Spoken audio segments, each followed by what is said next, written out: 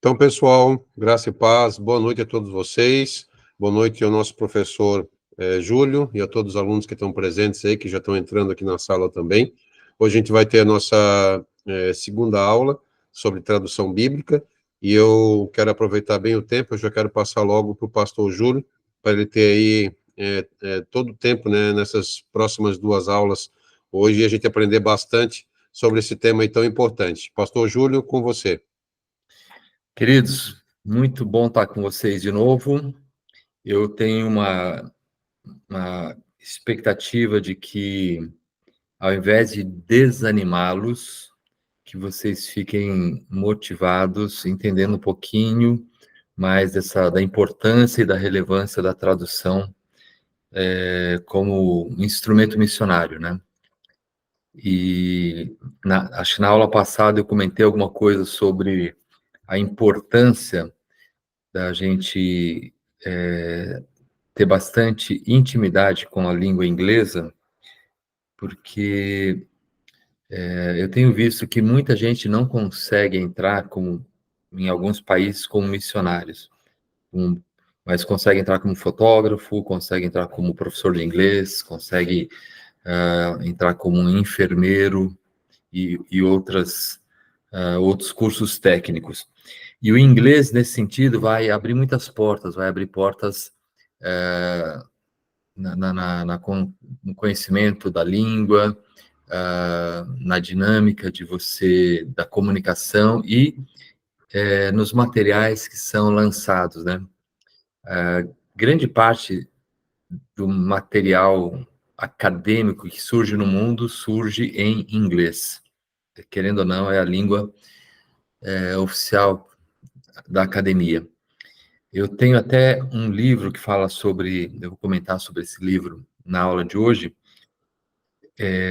Eu posso disponibilizar esse livro em PDF, em inglês, mas limita para aqueles que conhecem a língua. Para aqueles que não conhecem,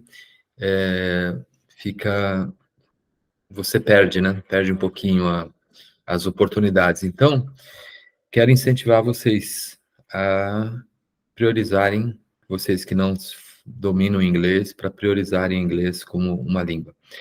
Hoje, a intenção é para você entender um pouquinho mais sobre essa questão da tradução literal, ou também chamada de tradução direta, onde os termos, eles vão ficando, eles são termos que eles deveriam acontecer na mesma ordem que o texto original.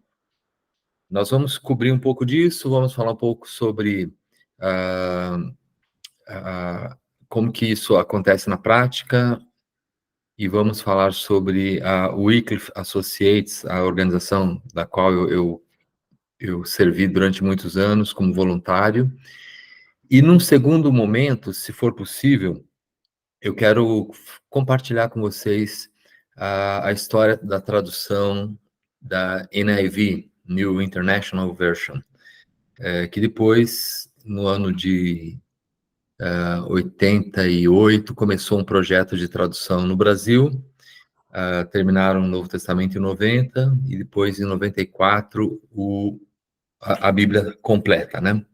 Então, mostrar um pouquinho o que motivou essas pessoas a correrem e buscarem uma nova tradução. Hoje, nós vamos voltar a falar sobre tradução literal ou tradução direta, onde os termos eles ocorrem de uma maneira análoga, e tradução dinâmica ou tradução funcional. São desafios na questão da tradução. Quero dizer que a ciência da tradução, não somente tradução bíblica, mas da tradução como um todo, sendo que a tradução bíblica, ela sempre ganha uma proeminência, porque muitos cristãos acabam se envolvendo na questão da tradução por questões de fé, por convicção, para cumprir a grande comissão.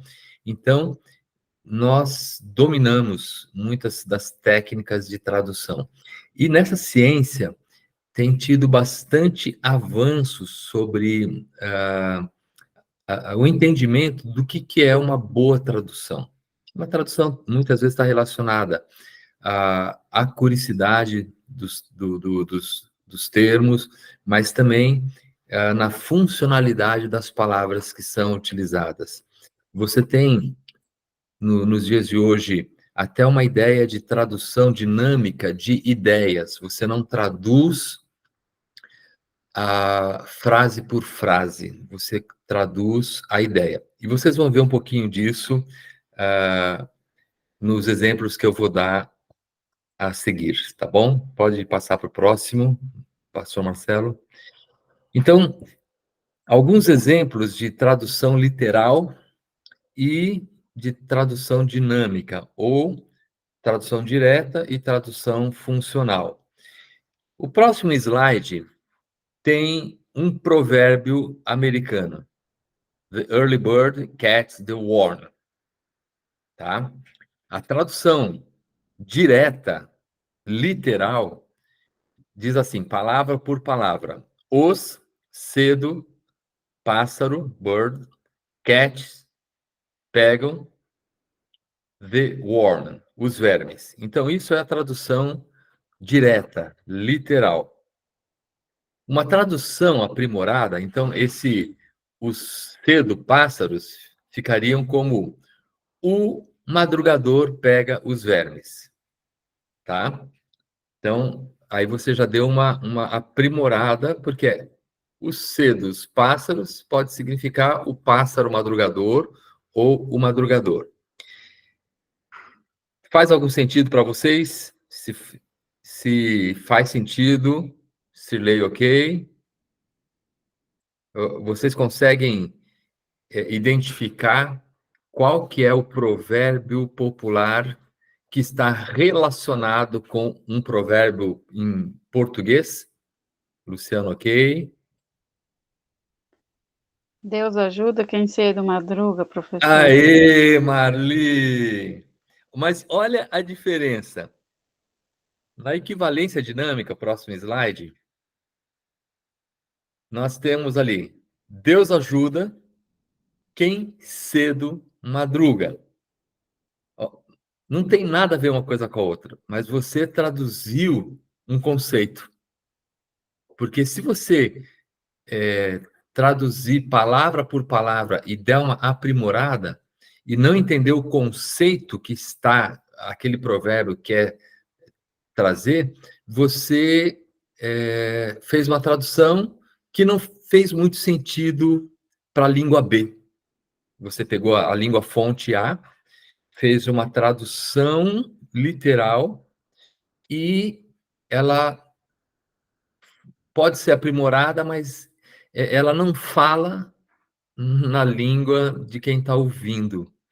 E do mesmo, no caminho reverso, você tem a mesma coisa, né? Próximo slide. É como se você quisesse falar esse ditado popular em português, Deus ajuda quem cedo madruga, e quisesse traduzir isso de uma maneira direta, objetiva. God helps those who get up early. Tá certo? Gente, tá certo. Mas se você traduzir isso para um americano, ele não vai entender nada. Percebe que você está fazendo, então, uma equivalência de ideias, não de palavras.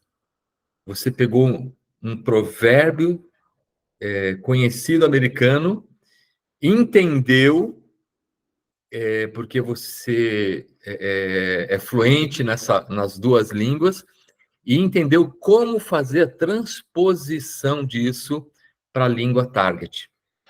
Tá ficando claro? Dá um sinalzinho aí para mim. Claro, claro, ok. Vamos para mais brincar com isso um pouco? Outro ditado popular americano. The apple never falls too far from the tree. A tradução direta. As maçãs nunca caem muito distante da árvore. Isso é o que diz uma tradução direta, uma tradução literal. Então, o americano fala para você, você está comentando alguma coisa de algum evento, e ele fala, the apple never falls too far from the tree. Aí você entendeu, as maçãs nunca caem muito longe da árvore. O que ele quer dizer isso na língua target? Alguém tem alguma ideia? Abre o microfone e fala. No? Os filhos geralmente copiam os pais, quer dizer, a tradição continua, os costumes, às vezes, nem se sabe por que faz, mas é porque criou aquele costume. Silê, mas traduz isso num provérbio popular brasileiro. Isso, Johanna. Filho de peixe, peixinho é. Você O fez fruto não cai equivalência... longe do pé. Oi? O fruto não cai longe do pé. Isso. Mas o provérbio americano é as maçãs nunca caem muito longe da árvore ou do pé. Aí, para você traduzir isso para a língua B, você não faz uma tradução direta, porque ela não vai fazer sentido. Ela vai estar correta?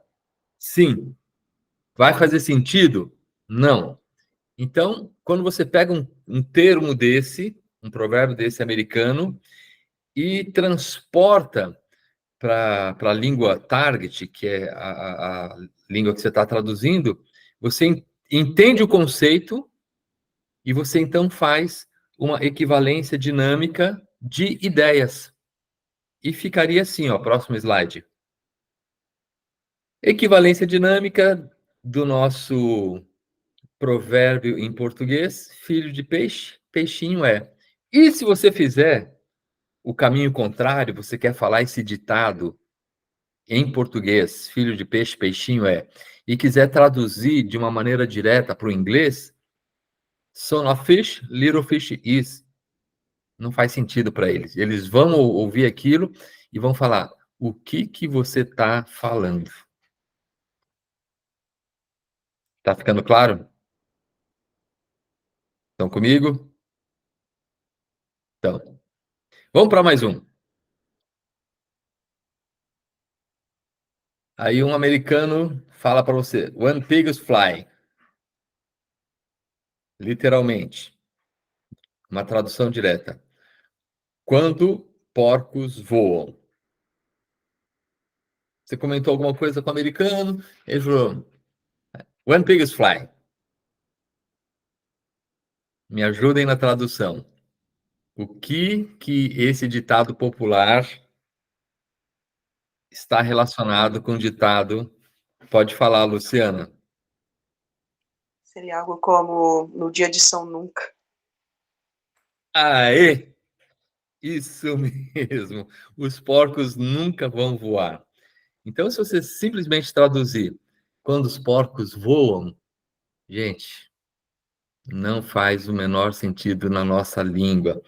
Mas o próximo slide, na nossa equivalência dinâmica de ideias, de conceito, vai ser o dia de São Nunca, porque esse dia não existe.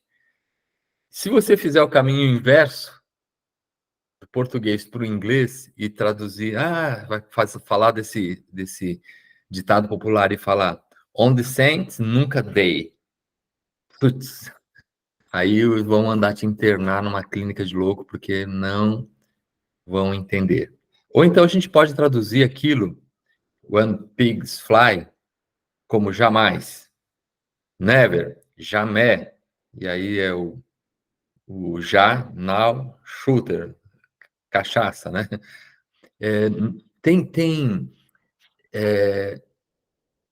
Na tradução, a gente vai ter que entender o que exatamente está sendo comunicado na língua A. E se você quiser ser muito, muito puritano na tradução e optar por uma tradução direta ou literal, O seu texto vai estar correto, mas muitas vezes seu texto não vai ter relevância, não vai ter uma acuricidade de ideias. Então, perceba como a equivalência de termos, equivalência de palavras, equivalências de ideias, elas precisam acontecer para que fique uma boa tradução. Eu quero explorar um pouquinho mais isso. Imagine um diálogo,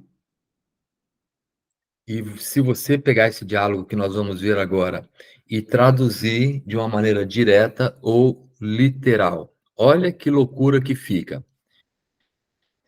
What did you do this holiday? Ele está perguntando, o que você fez nesse final de semana ou nesse feriado? Mas, literalmente, próximo slide, o texto ficaria assim, ó. What, o que? Did, fez. You, você. Do, faz. This holiday, ou feriado.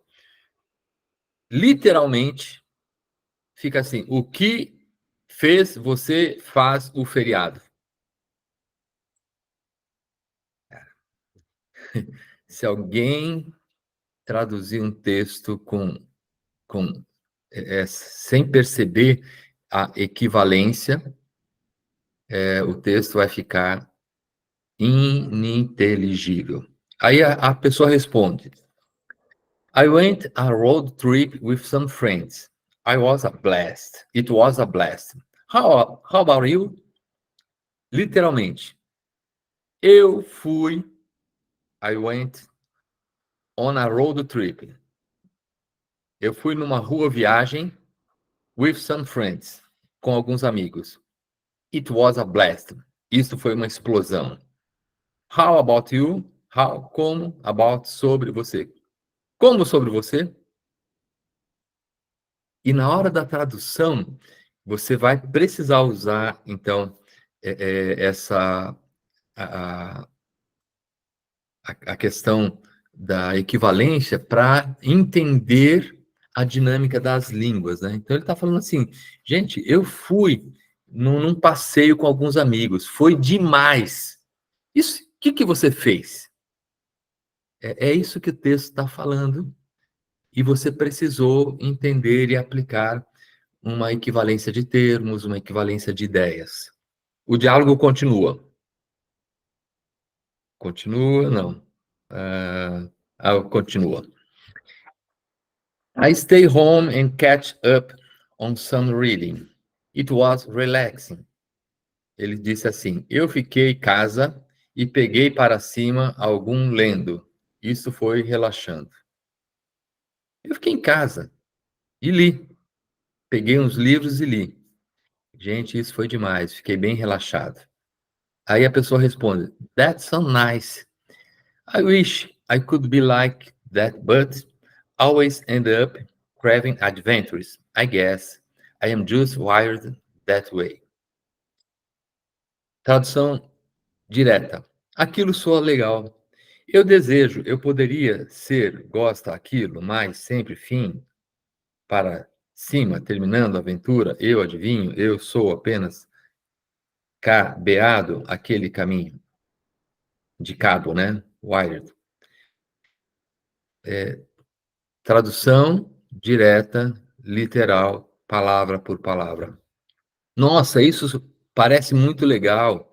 Eu gostaria de ter tido uma experiência como a sua, mas eu sempre me pego desejando aventuras. Eu espero que um dia eu possa ir nesse caminho, tipo, de pegar, ficar tranquilo, fazer uma leitura. Então, a equivalência dinâmica, ela é válida para os textos em geral, e ela também tem que ter essa validade no texto bíblico. Nesse livro que eu posso disponibilizar para vocês, caso vocês queiram, eu mando em PDF para o pastor Marcelo, próximo slide, que chama O Desafio da Tradução Bíblica. ele tem mais ou menos 18 palestras de um fórum de tradução bíblica com pessoas famosíssimas, teólogos, tradutores americanos, inclusive D.A. Carson, que escreveu diversos livros, diversos comentários bíblicos. Num dos artigos, um aluno, que agora já é um erudito, chamado Moisés Silva, ele não é brasileiro, ele fala espanhol e fazia seminário nos Estados Unidos. E ele escreve no capítulo sobre o desafio de tradução bíblica, dizendo o seguinte: faculdade e outros cursos de seminário nas línguas bíblicas consistem principalmente em orientar o aluno na tradução da palavra por palavra, tradução direta.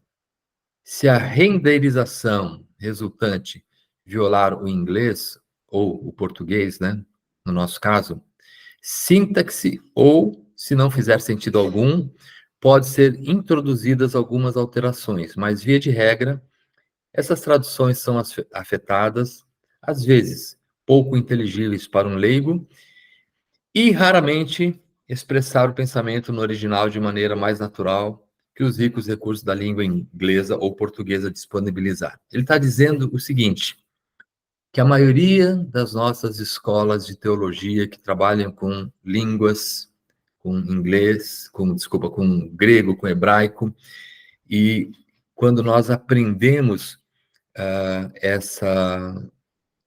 essas línguas originais, a maioria das escolas, ela vai te ensinar a fazer uma tradução direta, palavra por palavra, frase por frase. Só que, da mesma maneira que do inglês para o português, do hebraico para o português, muitas vezes não faz sentido. Então, a gente faz aquela tradução direta e depois a gente tenta fazer um arranjo para que o texto não fique tão bruto. E a gente, sem entender exatamente o texto A e não conseguir fazer uma equivalência dinâmica para o texto B, a gente faz um arranjo geral,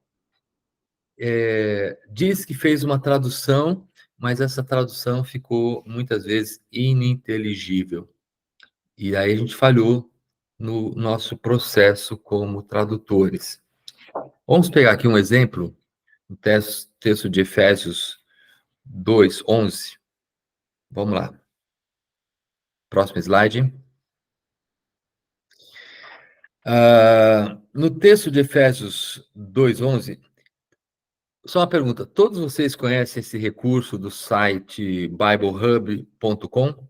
Me dá um ok se você... Escreve aí se você conhece ou se você não conhece. Não conhece, leia. Escola de Missões, sim, conheço.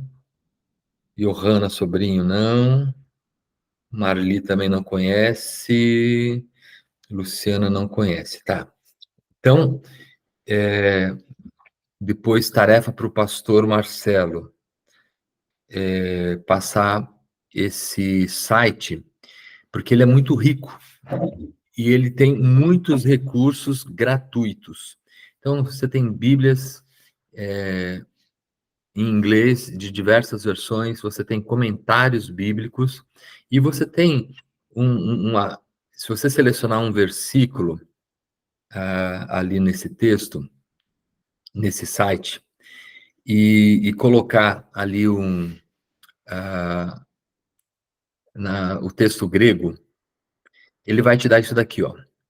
Vai te dar no meio o texto grego, embaixo a tradução direta, termo por termo, em inglês. Embaixo do texto em inglês, você vai ter qual que é a função sintática de cada uma das palavras ali no texto.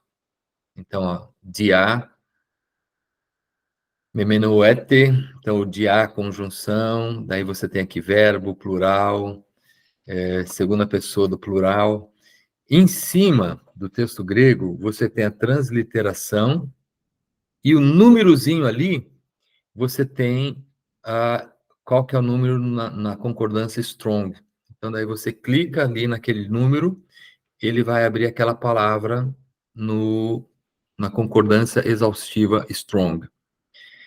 Eu acho que até, pastor Marcelo, depois, acho que é motivo até de um aprimoramento de vocês nesse recurso que pode ajudar bastante. Você não precisa saber o grego, mas você vai ter aqui, ó, o texto em grego, você vai ter a transliteração, você vai ter o texto em inglês, a função sintática e strong. Gente, com isso daqui você monta um monte de pregação, muitos estudos. Mas aqui, o que Paulo está falando, ele está falando ali que muitos deles não eram, que eles eram gentios na sua carne. E olha aqui, ó, no meio do texto você tem a palavra sarque, tá? E a palavra sarque, ela pode significar carne, pode significar corpo, pode significar natureza. Então, na hora que o tradutor está fazendo essa tradução, deixa eu matar um pernilongo aqui, peraí.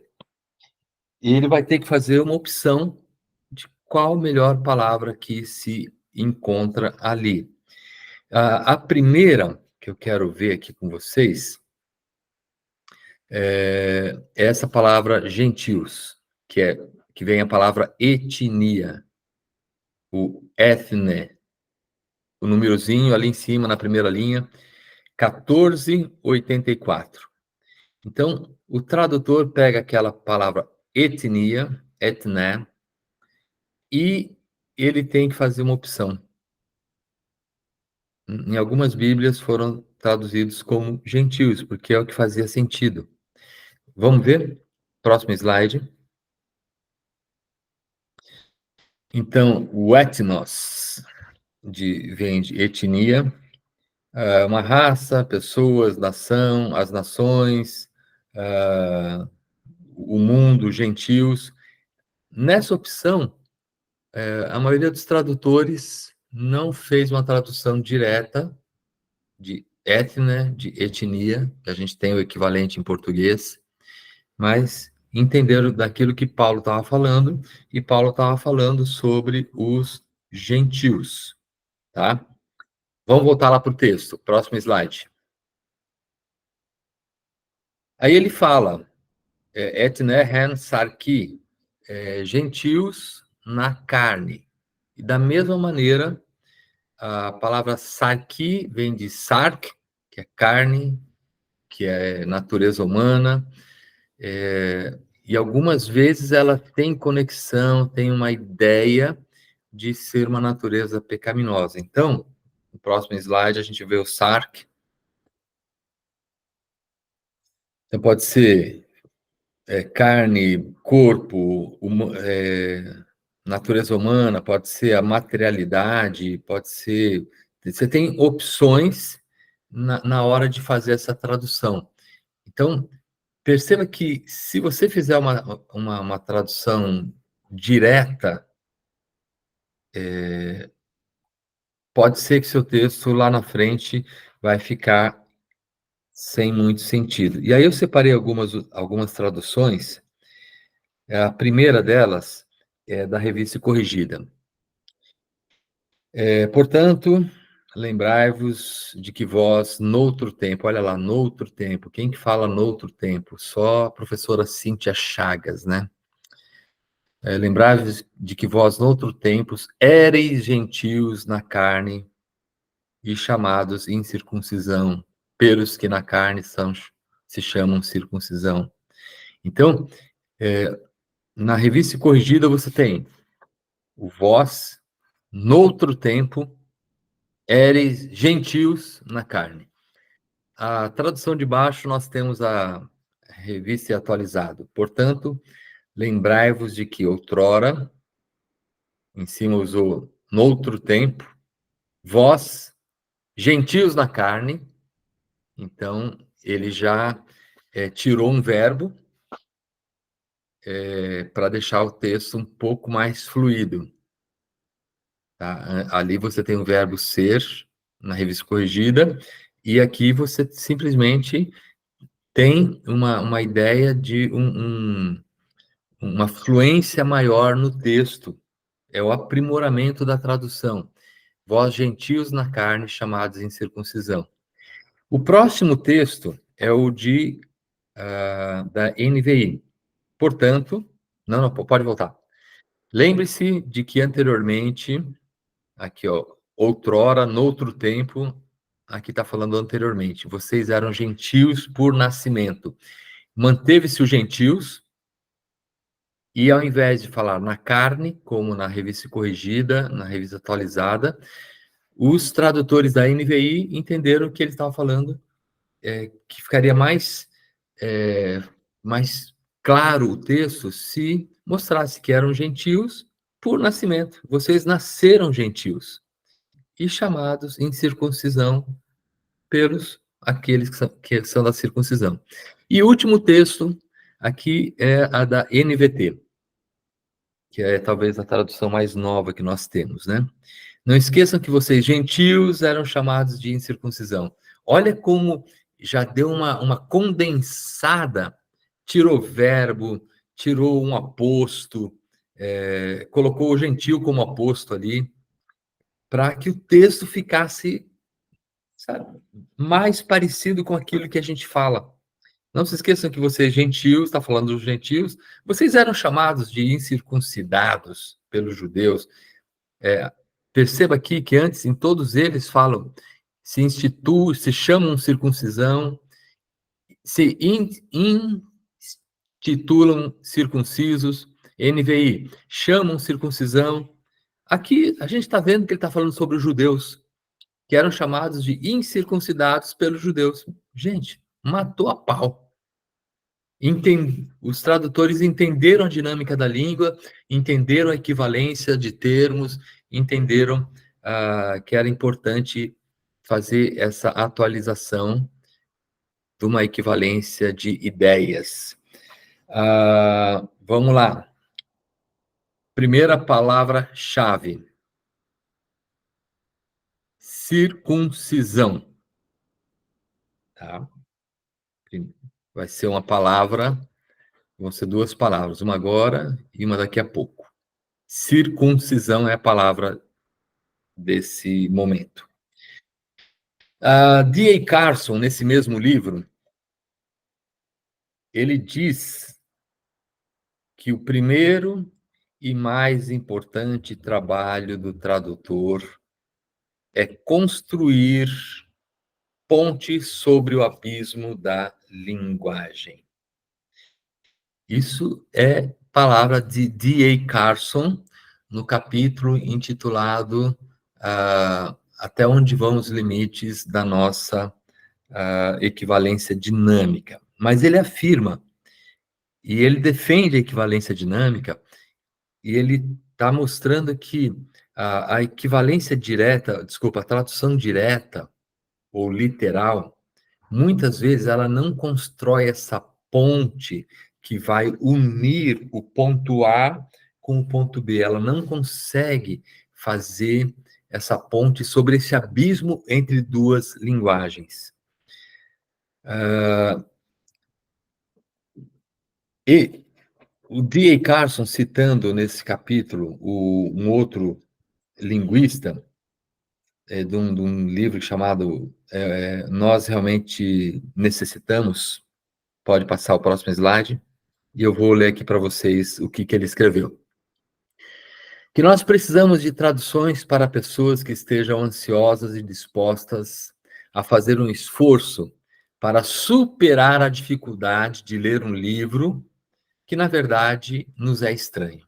Então, pessoas ansiosas e dispostas para fazer um esforço e superar essa dificuldade das pessoas lerem um livro que não é natural.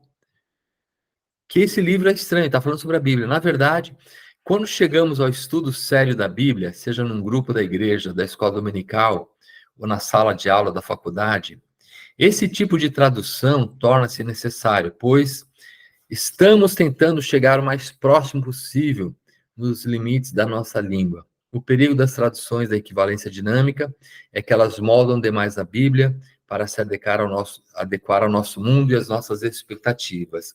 Existe o perigo da Bíblia ser silenciada porque a domamos e a domesticamos. O autor aqui está tratando de dois conceitos que são muito importantes. Ele vai falar sobre os perigos da equivalência, mas, no fundo, ele talvez esteja querendo se arriscar mais na equivalência do que deixar uma Bíblia domada e domesticada. Nos dois casos, nós temos esse perigo, né? Na tradução da equivalência dinâmica livre, nós vamos fazer uma Bíblia de acordo com aquilo que nós queremos. E esse é um perigo. Numa tradução direta, essa Bíblia vai ficar tão rígida que só quem traduziu vai conseguir entendê-la. Então, nós corremos esses dois perigos. Deixa eu comentar um pouquinho, nos próximos minutos, sobre os desafios da tradução da Bíblia, da organização com quem eu trabalhei e mantenho uma filiação, que é Wycliffe Associates. Próximo slide.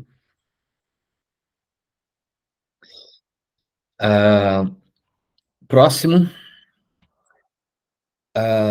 No ano de 1967, 3 homens de Deus fundaram a Wycliffe Associates. Quando eles fundaram a Wycliffe Associates, eles entenderam que muitas agências de tradução, e a principal agência lá nos Estados Unidos chama WBT, Wycliffe Bible Translation, que é a equivalência da nossa além aqui. Eles entenderam que tinham muitos missionários dando a sua vida para fazer traduções da Bíblia, e que eles mudavam para outros países com as suas famílias, e chegando nesses novos países, os filhos precisavam estudar, eles precisavam levantar recursos para os tradutores, para as famílias dos tradutores, e a Wycliffe Associates, ela entrou e surgiu com uma missão de suporte. Então, ela levantava recursos, ela cuidava da escola dos filhos dos missionários, e ela começou a ensinar inglês para vários daqueles povos onde eles iam dar suporte para os missionários. Então, eles, desde o começo, eles se preocuparam em ser uma agência de suporte às outras organizações de tradução. O propósito da Wycliffe Associates era expandir seus serviços aos tradutores da Bíblia, para incluir tecnologia avançada, estratégias de tradução eficientes, maiores recursos financeiros, apoio logístico, operacional. Eles não se envolviam com a tradução da Bíblia em si. Os missionários da Wycliffe Associates cuidavam dos filhos dos missionários da Wycliffe Bible Translation e ensinavam inglês para as pessoas locais.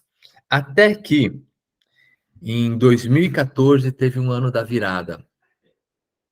Um dos nossos diretores, ele estava na Índia, e um pastor indiano chegou para ele e falou: Bruce, vocês têm uma metodologia para ensinar inglês que facilita muito o aprendizado do inglês.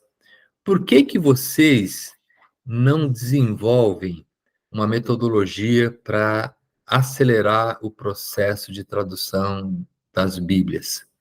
E aquilo ficou no coração do Bruce, e quando ele voltou para os Estados Unidos, ele chamou uma equipe de pedagogos, de teólogos, de tradutores, expôs a questão e falou: como que nós podemos desenvolver uma metodologia, criar alguma coisa que ajude na aceleração da tradução da Bíblia. E aí surgiu o MAST, que é uma tradução que apoia, de apoio à assistência mobilizada. Significa que o MAST capacita tradutores nacionais, locais, para traduzir a Bíblia com rapidez e precisão, sob orientação da igreja local, para levar a palavra de Deus ao povo. Então, em 2014, eles tiveram a primeira experiência na Índia. E em alguns meses, 2 meses que eles ficaram na Índia, eles traduziram a Bíblia para 14 idiomas indianos simultaneamente, com os nativos. Reuniram essas pessoas num acampamento, tinham mais de 70 indianos de diversas etnias. Eles apresentaram uma metodologia, e nessa metodologia, eles ensinaram para aqueles homens que eram bilíngues, falavam inglês e falavam a língua, uma determinada língua indiana, e em menos de 2 meses, você tinha 14 novos testamentos em 14 novas línguas na Índia. Depois eles foram para Katmandu e depois vieram para o Brasil. Quando vieram para o Brasil, em 2015, eu me filiei a eles. O que é? Os surdos, eles entraram nesse... Eles começaram a entrar mais depois. Foi mais ou menos 2017 que eles sentiram a necessidade. Começou na Índia, porque tem muitos surdos na Índia, e então eles aprimoraram essa metodologia para falar para os surdos indianos. Próximo slide. Então, o processo de tradução é chamado de Mobilized Assistance Support in Translation, uma assistência mobilizada que dá suporte à tradução. E aí eles desenvolveram 8 passos para ajudar na tradução bíblica. Quais são esses 8 passos? Consumir o texto, verbalizar o texto, dividir o texto em parágrafos e fazer um resumo às cegas. Depois, a parte da revisão, mais 4 passos. É uma revisão pessoal, é uma revisão por outro, uma revisão das palavras-chave e uma revisão versículo por versículo. Cada uma delas, vamos lá. O resumo. Na questão do resumo, são 4 passos. Você vai consumir o texto, você vai ler e reler o texto até você estar familiarizado com ele. Geralmente, a gente não pega grandes trechos, a gente pega um capítulo, ou então uma seção no capítulo, uma parte daquele capítulo onde tem uma história, onde tem alguma coisa assim, que tem começo, meio e fim, e você lê umas 10 vezes. Quando você tiver quase que decorado aquela leitura, você vai para o segundo, que é a verbalização daquele texto. Então, depois que você leu, aquele texto entrou na tua mente, você consegue explicar aquele texto, então você verbaliza o texto para alguém. E aí você fala, o texto, um exemplo, né? O texto que eu vou pregar domingo aqui na igreja, as bodas de Caná, né? Então, depois de ler muito texto, eu teria que ter condições de falar esse texto, das coisas principais que eu lembro desse texto, que era o 3º dia, que Jesus e seus discípulos foram convidados para um casamento na cidade, na vilarejo de Caná, na Galileia. Jesus estava lá com seus discípulos, a mãe de Jesus estava lá num determinado momento da festa, acabou o vinho, a mãe de Jesus foi falar com ele, falou assim, eles não têm mais vinho, e aí Jesus responde para ela, mulher, o que eu tenho contigo, né? A minha hora ainda não chegou. Aí a Maria fala para os funcionários, né? Façam tudo aquilo que ele mandar. E aí Jesus ordena que eles peguem aquelas 6 talhas, cada uma delas cabiam aproximadamente de 100 a 120 litros de água, que enchessem aquelas talhas até a boca, assim por diante, entenderam? Depois de ter lido o texto muitas e muitas vezes, vem o momento da verbalização. Eu posso verbalizar, tentando manter a maior parte da informação daquilo que eu li. Verbalizando, você vai para a terceira parte, que é dividir aqueles texto, volta para o texto e divide ele em pequenos parágrafos, também chamado chunks. Então, dividiu esse texto da mulher samaritana, eu dividiria em 3 chunks, né, em 3 parágrafos. O primeiro seria desde o início da chamada até o pedido de Maria. Depois, o segundo chunk seria Jesus ordenando que enchessem as talhas d'água até ele mandar entregar para o responsável da festa. E o último parágrafo seria aquele que o mestre de cerimônias fala que o vinho é excelente e tudo mais, até o versículo 11, que fala que esse texto foi dado, foi o primeiro milagre, e ele foi realizado para que os discípulos crescem em Jesus. Então, eu peguei o texto, consumi, verbalizei, agora eu divido esse texto em parágrafos menores, para depois, sem ler a Bíblia, eu vou fazer um resumo às cegas. Eu vou escrever tudo aquilo que eu lembro em cada um daqueles chunks, daqueles parágrafos. Gente, quando chega nesse ponto, você já tem um trecho da Bíblia traduzido. Ele está perfeito? Não, não está perfeito. O que falta agora? Segunda palavra. Resumo às cegas. Tá bom? Essa aqui é a segunda palavra da aula de hoje. Resumo às cegas. Aí vem para as partes de revisão. E aí que o trabalho começa a ser aprimorado. Próximo slide. Então, você tem a primeira parte, que é a elaboração. Aí você tem uma segunda parte, que é a revisão. Então, tem uma revisão pessoal. Você pegou aquele resumo às cegas e vai conferir com o seu contexto bíblico e ver como que ficou e que influência que teve aquele texto de acordo com a leitura do texto que você fez na sua Bíblia.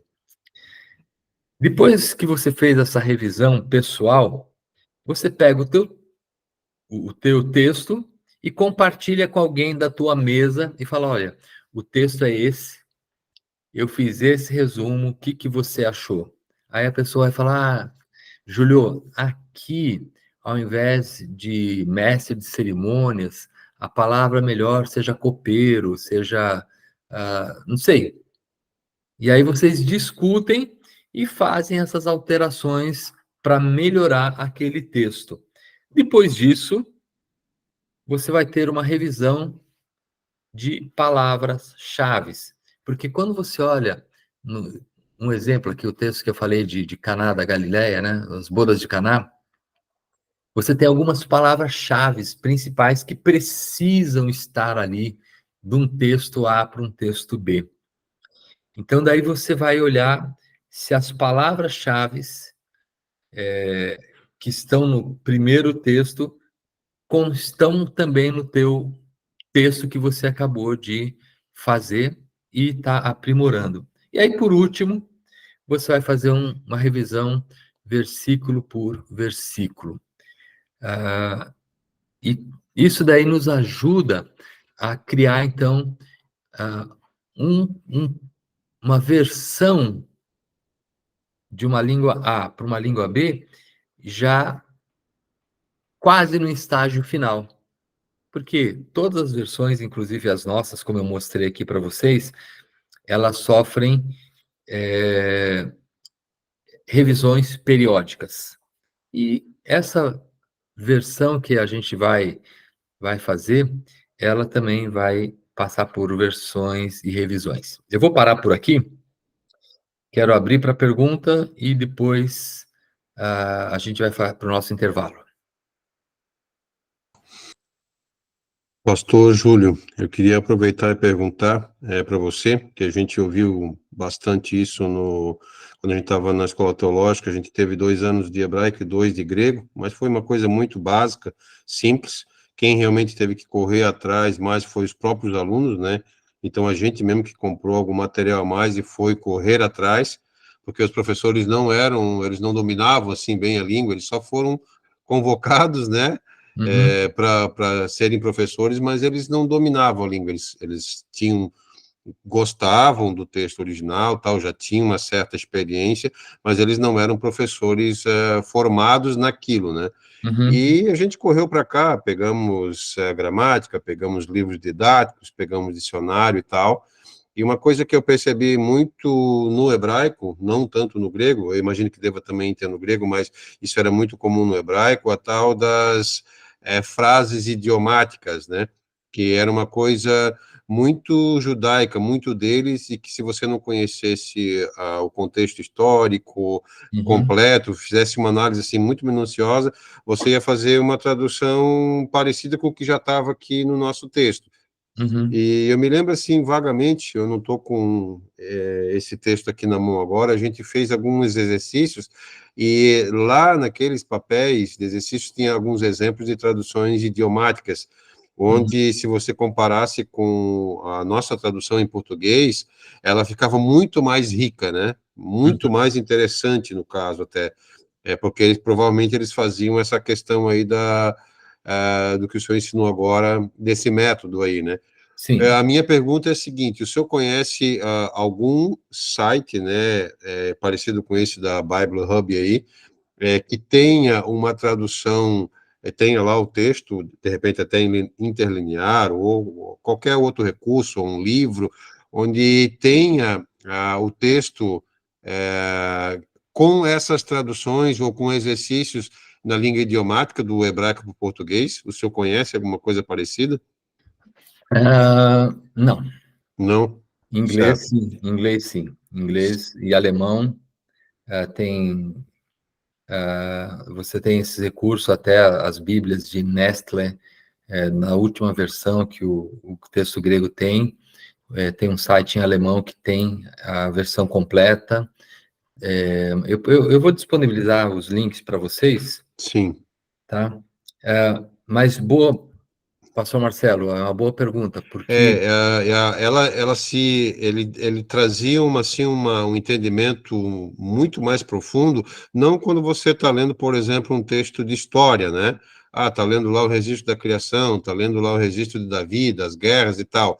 Mas quando você passava para a profecia bíblica, por exemplo, ou para o livro de Salmos, para o livro de Provérbios e Cantares, aquilo se tornava tão rico, tão profundo, que até para você ensinar, a falar, pregar, dar uma escola bíblica, aquilo enriquecia tanto, né, Aham. que era fantástico. Então, eu, na época, não fui atrás, deveria ter ido para já ter algum livro nesse sentido, ou achar algum material, mas eu me lembrei disso agora, ouvindo o senhor falar, e só aproveitei para perguntar, mas Não, obrigado. excelente.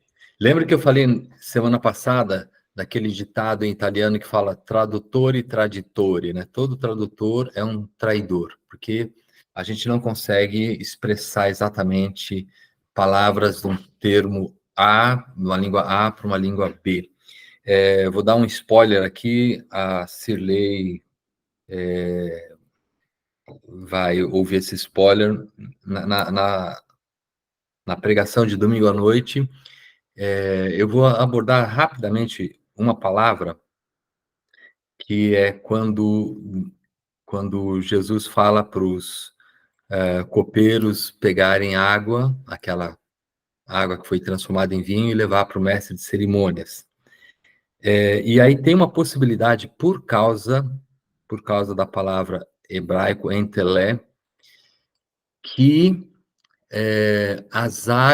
o vinho, preste atenção, o vinho, ele não veio das talhas, mas ele veio do poço. As talhas foram enchidas de água porque elas eram águas de purificação, talhas de purificação. Mas a palavra no grego original, ela é a mesma palavra que fala o fundo de um navio, tirar água do fundo do navio, ou tirar a água de um poço profundo, que é a mesma palavra de João 4, quando Jesus está ali com a mulher samaritana e ela está tirando água. Olha as conexões que uma única palavra trazem para a riqueza e compreensão de um texto. Tradicionalmente, a gente sempre achou que a água, o vinho, que foi transformado da água para o vinho, que ele veio das talhas. E o texto, por causa de uma única palavra no grego, talvez indique que o vinho veio de um poço, que as talhas foram usadas somente para mostrar que naquele momento estava havendo uma purificação. Mas, pela profundidade da palavra, dá a impressão de que eles foram num lugar mais fundo, retiraram a água, e a água veio do poço. E é muito significativo, porque você tem vários poços no Antigo Testamento, a ideia do poço, e aí Jesus falando que ele ia dar água viva, está relacionada à mesma palavra com João capítulo 4, falando para a mulher que quem beber daquela água jamais teria sede de novo, e ela fala, me dá sempre dessa água, mas está falando da água do poço. Então, olha só a riqueza. A gente, quando tem acesso à língua, o grego e o hebraico, isso te dá novas cores para o texto. Mas, da mesma maneira, o que a gente está falando aqui, talvez seja a tradução que você vai fazer do português para uma outra língua, do português para uma comunidade ribeirinha, do português para índio Chavantes. O português vai ser mais rico do que a língua destino. Então, o princípio vai valer da mesma maneira, porque sempre que a gente está traduzindo para um outro idioma, é bem provável que o outro idioma seja mais pobre do que o idioma português que a gente fala. O português tem 350 mil verbetes. As outras línguas aqui indígenas, algumas não têm 100 mil verbetes, 50 mil verbetes. Então, a gente vai ter que sempre fazer escolhas, e eu vou fornecer alguns recursos online para vocês. Outras perguntas? Acho que o horário deu, né? Sim, ainda dá para permitir ainda uma pergunta, pastor, antes do intervalo, se alguém quiser fazer.